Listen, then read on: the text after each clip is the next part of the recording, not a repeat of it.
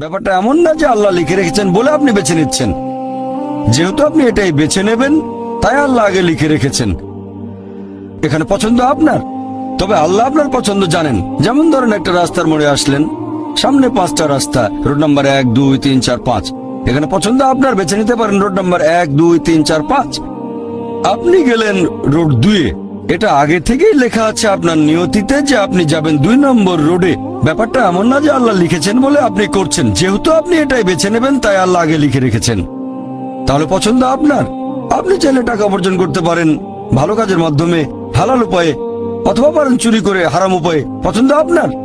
ধরেন চুরি করলেন, এটা আপনার সিদ্ধান্ত। তবে আল্লাহ আগে থেকে জানেন যে এই লোকটা সহজে টাকা পেতে চায়, তাই চুরি করবে। তাই আল্লাহ আগে লিখে রেখেছেন যে এই লোকটা 25 বছর বয়সে চুরি করবে। এখানে দোষটা কার? দোষ আসলে আপনার। তবে আল্লাহর আছে ইলমে গায়েব, তাই তিনি আগেই লিখে রেখেছেন।